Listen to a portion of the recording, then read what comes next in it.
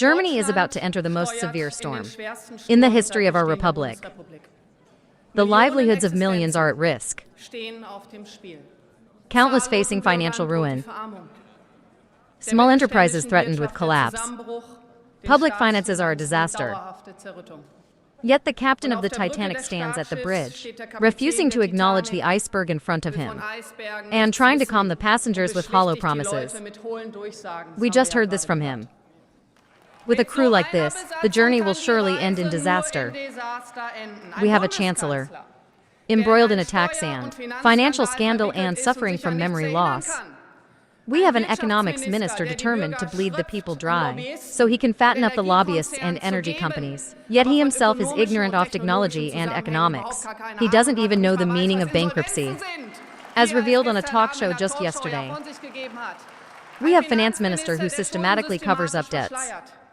We have an interior minister who turns a blind eye to Islamism in Germany and misuses the police to protect the establishment, not the people. We have a Minister of Justice who infringes basic rights on a whim. Our health minister is possessed by a virus that forces him to utter viral malarkey. Our defense minister evaluates military vehicles according to how many suitcases they can carry on her vacation.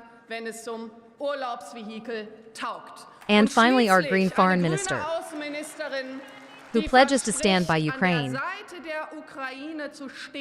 no matter how hard his disastrous sanctions policies hit German citizens. Who cares what the German people think?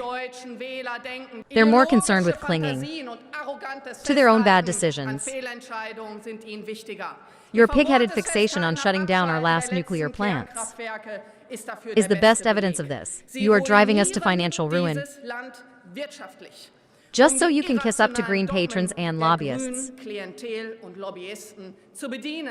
Galloping inflation, a currency on its last legs, and exploding energy prices mean more to millions of Germans than just a little freezing, as they are told by their overlords.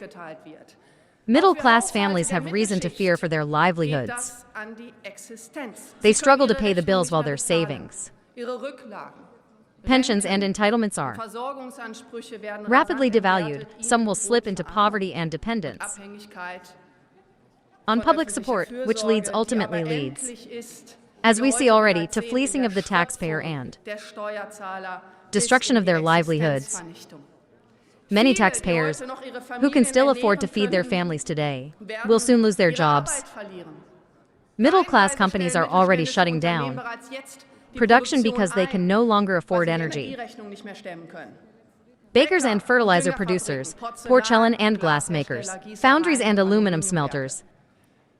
Inflation and the energy crisis are destroying our middle-class companies and the middle class. Your relief package has nothing for our middle class.